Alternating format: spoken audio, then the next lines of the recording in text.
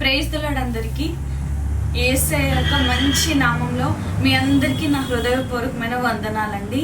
అందరూ దేవుడి కృప వల్ల దేవుని రెక్కల చాటున మనం అందరం సురక్షితముగా ఉన్నందుకు ఆయనకు వేలాది కోట్లాది స్తోత్రాలు వందనాలు చెల్లించుకుంటున్నానండి. అయితే ఈరోజు వాక్యంలోనికి మనం వెళ్ళినట్లయితే సంఖ్యాకాండము 13వ అధ్యాయం మనం చదువుకున్నట్లయితే ఇక్కడ నేను ఒక సందర్భాన్ని మీ ముందు ఉంచాలని నేను ఎంతగానో ఆశపడుతున్నాను. మొదట వచనం నుంచి చదివి మీకు వినిపిస్తాను. యెహోవా మోషేకు ఇలాగ సెలవిచ్చెను, నేను ఇశ్రాయేలీయులకు ఇచ్చుచున్న కానాను దేశమును సంచరించి చూచుటకు నీవు మనుషులను పంపుము. వారి పితరుల గోత్రంలో ఒక్కొక్క దాని నుండి ఒక్కొక్క మనుష్యుని మీరు పంపవలెను. వారిలో ప్రతివాడు ప్రధానుడై ఉండవలను. ఇక్కడ మోషేతో యెహోవా దేవుడే మాట్లాడుతున్నాడు. ఏంటంటే, అసలు మీకు ప్రమాణం చేశాను కదా, ఐగుప్తు దేశం నుంచి కానాను దేశానికి మిమ్మల్ని పంపిస్తానని.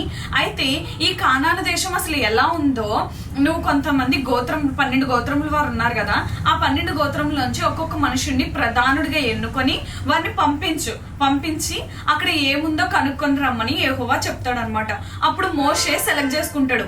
అయితే ఇక్కడ 12 గోత్రముల్లో ఒక్కొక్కరిని ఎన్నుకుంటారు కదా, వారిని ప్రధానులుగా దేవుడు వారిని నియమించమని చెప్తారనమాట. అప్పుడు మోషే తానే సెలెక్ట్ చేసి వారందరి పేర్లు, వారి తండ్రి పేరు కూడా క్లియర్ గా రాయబడి ఉంటది 13వ అధ్యాయంలో. అయితే ఏం చేస్తారంటే వీళ్ళందరినీ ఒక ఆజ్ఞ ఇస్తాడు. ఏంటంటే 17వ వచనంలో ఆఖరిలో చూస్తే, మీరు ధైర్యం తెచ్చుకొని దాని దక్షిణ దిక్కున ప్రవేశించి ఆ కొండ ఎక్కి ఆ దేశము ఎట్టిదో దానిలో నివసించు జనము బలము గలదో బలము లేనిదో కొంచెమైనదో విస్తారమైనదో వారు నివసించు భూమి ఎట్టిదో అది మంచిదో చెడ్డదో వారు నివసించు పట్టణములు ఎట్టివో వారి గుడారములలో నివసించుదురో కోటలలో నివసించుదురో ఆ భూమి సారమైనదో విస్తారమైనదో దానిలో చెట్లు ఉన్నవో లేవో కనిపెట్టవలెను. మరియు మీరు ఆ దేశపు పండ్లలో కొన్ని తీసుకుని రండని చెప్పాను. అయితే ఆ మోషే ఏం చెప్పాడంటే, మీరు వెళ్ళి అక్కడ పంటలు పండుతున్నాయా లేదా, ఆ భూమి సారవంతమైనదా నిస్సారమైనదా, అక్కడ మనుషులు ఎలాగో ఉన్నారు, ఇళ్లలో ఉన్నారా కోటల్లో ఉన్నారా, ఇంకా ఇలాంటి వివరాలన్నీ కనుక్కొని రమ్మని చెప్తారనమాట. అయితే ఈ 12 మందిని 12 గోత్రాల నుంచే సెలెక్ట్ చేసి ఆజ్ఞ ఇచ్చారు కదా. అయితే వీళ్ళందరికీ ఇంకా ఏం చెప్తాడంటే, ఒకవేళ ఏమైనా పంటలు పండాయి అనుకో, అక్కడి నుంచి కొన్ని పండ్లను కూడా తీసుకురండి తెలుసుకోవడం కోసం అనమాట. ఇవన్నీ మోషే చెప్పి వాళ్ళ 12 మందిని పంపిస్తే అయితే వారందరూ తిరిగి వచ్చి ఈ 12 మందిలో 10 మంది ఒక రిపోర్ట్ ఇస్తారు, ఈ ఇద్దరు ఒక రిపోర్ట్ ఇస్తారు అనమాట. ఆ ఇద్దరు ఎవరంటే కాలేబు ఇంకా యెహోషువ అనమాట. అయితే ఈ 12 మంది ఇచ్చిన సాక్ష్యం మనం చూసినట్లయితే అదే అధ్యాయంలో 13వ అధ్యాయంలో 31 నుంచి చూద్దాం.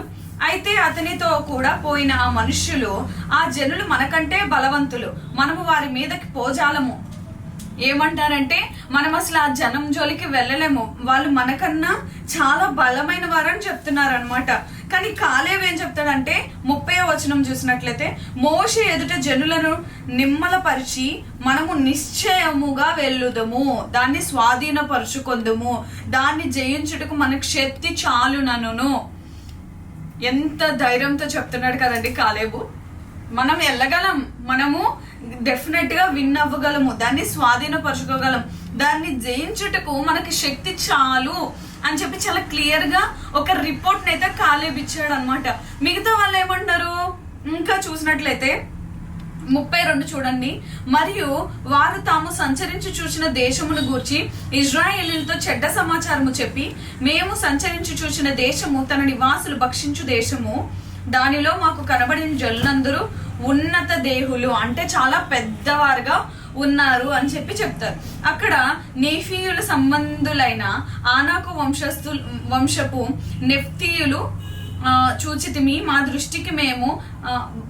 దృష్టికి మేమే మిడతలాగా కనిపించామంట, వారి దృష్టికి అట్లే ఉంటిమనిరి. అయితే వారందరూ ఉన్నత దేహులు కదా, వారు ఆ నెఫ్తాలీయులు అనేవారంట చాలా బలంగా ఉన్నారంట. అయితే వారిని చూసి వీరు చూసుకున్నప్పుడు వీరు మిడతల్లాగా ఉన్నారంట. ఈ రిపోర్ట్ అంతా కూడా వచ్చి మోషేకి చెప్పారనమాట. కాలేబు మాత్రం డిఫరెంట్ ఇచ్చాడు అనమాట. ఏం చెప్పాడు, ఆ దేశంలో మనం విన్ అవ్వగలం, మనం జయించగలం, అలా జయించడానికి మనకి శక్తి చాలు అని చెప్పి ధైర్యంతో రిపోర్ట్ ఇచ్చాడు అనమాట. అయితే ఇంకా యెహోషువ కూడా అలాగే రిపోర్ట్ ఇస్తాడు అనమాట. 14వ అధ్యాయంకి వస్తే మనము 36 నుంచి 38 వరకు చూద్దాం. ఆ దేశమునకు సంచరించి చుచ్చుటికై మోషే చేత పంపబడి తిరిగి వచ్చి ఆ దేశమును గురించి చెడ్డ సమాచారం చెప్పుట వలన సర్వ సమాజం అతని మీద సనుగునట్లు చేసిన మనుష్యులు, అనగా ఆ దేశమును గురించి చెడ్డ సమాచారము చెప్పిన మనుష్యులు యెహోవా సన్నిధిన తెగుల చేత చనిపోయి. ఎవరైతే ఈ చెడ్డ సమాచారం ఇచ్చారో, ఎవరైతే మనం జయించలేమో వారు ఉన్నత దేవులు, వారి ముందు మనం మిడతల్లాగా ఉన్నామని ఈ చెడ్డ సమాచారం ఇచ్చారు చూసావా, ఈ 10 మంది కాలేబు యెహోషువ తప్ప 12 గోత్రాల్లో ఈ 10 మంది తెగుల చేత యేసయ్య సన్నిధిలో చనిపోయారంట వారు. అయితే 38వ వచనం చూసినట్లయితే, అయితే ఆ దేశంలో సంచరించి చూసిన మనుష్యుల్లో నూను కుమారుడు యెహోషువ, నెక్స్ట్ ఎప్పున్నే కుమారుడు కాలేబును బ్రతికిరి. వీరిద్దరే బ్రతికారు అనమాట. ఎందుకంటే ఆ మాటలు చాలా ఖచ్చితత్వంతో కూడినవి. మనం జయించగలం, మనకి శక్తి చాలును, మనం ఎదిరించగలం, మనం స్వాధీనపరుచుకోగలము. ఆ దేశం ఇలా ఉంది, ఇలా ఉంది, కరెక్ట్ రిపోర్ట్ ఇచ్చారనమాట వాళ్ళిద్దరు. అలాగే ఈ భూమి మీద మనకి చాలా అసైన్మెంట్స్ ఉంటాయి. మోషే దేవుని ద్వారా ఎలా అయితే అసైన్మెంట్స్ ఇచ్చి పంపించారో, మనకి కూడా భూమి మీదకి వచ్చినప్పుడే యేసయ్య కొన్ని అసైన్మెంట్స్ తో మనల్ని పుట్టేస్తాడు. మనకి ప్రతి లైఫ్ లో ప్రతి కాలాలు ఉంటాయని చెప్పాను కదండి. ప్రతి కాలాల్లో కొన్ని అసైన్మెంట్స్ మనకి ఇవ్వబడతాయి. కొన్ని పరీక్షలు గుండా మనం వెళ్లాల్సి వస్తుంది. ఆ పరీక్షల్లో మనం ఎలా పాస్ అవ్వగలము, భయపడుతున్నామా, ఎదుర్కొంటున్నామా, యేసయ్య మీద ఆధారపడుతున్నామా, యేసయ్య శక్తిని పొందుకోగలుగుతున్నామా, పరిశుద్ధాత్మ సహాయం తీసుకోగలుగుతున్నామా అనేది మనము నిత్యము కూడా ఆలోచించుకోదగినవి. అందుకని ఈ కాలపు శ్రమలు ఎన్నదగినవి కావని పౌలు అంటాడు అనమాట.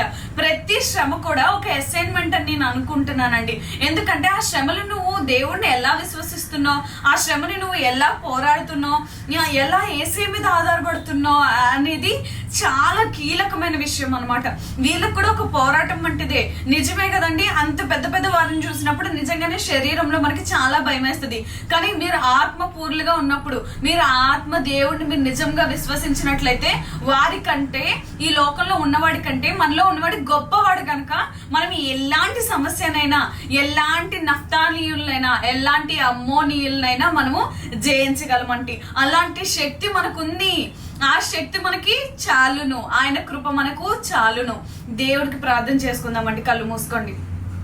ప్రేమ గల తండ్రి, దయగల దేవ, కృపగల ప్రభా యేసయ్య తండ్రి, ఎలాగైతే ప్రభా నాయన యేసయ్య నాయన మరి 12 గోత్రముల వారిలో 12 మందికి నువ్వు పెట్టిన అసైన్మెంట్ లో యేసయ్య నాయన కాలేబు యెహోషువ ఎలాగైతే ప్రభా వారి విశ్వాసము చొప్పున వారి యొక్క ప్రభా నీ మీద ఉన్న నమ్మకపు కొలతను బట్టి ప్రభా వారు ఎలాగైతే జయించారో ప్రభా యేసయ్య మా ముందున్న అన్ని పరిస్థితుల్లో, అన్ని అసైన్మెంట్స్ లో, ప్రతి ఒక్క శ్రమలో ప్రభా మా జీవితాల్లో మేము ప్రభా యేసయ్య పరిశుద్ధాత్మ ద్వారా ప్రభా మాలో ఉన్నవాడు ఈ లోకంలో ఉన్నవాడి కంటే గొప్పవాడని ప్రభా నీ మీద ఆనుకొని ప్రభా ప్రతి ఒక్క సమస్యకు ప్రభా నీ ద్వారా మేము సమాధానం పొందుకొని, నీ ద్వారా మేము శక్తిని పొందుకొని, నీ శక్తి మాకు చాలునన్నట్లుగా ప్రభా యేసయ్య ఎలాగైతే కాలేబు యెహోషువ సాక్ష్యం చెప్పారో ప్రభా అలాంటి మంచి రిపోర్ట్స్ మేము ఎప్పుడు ఉండాలి ప్రభా.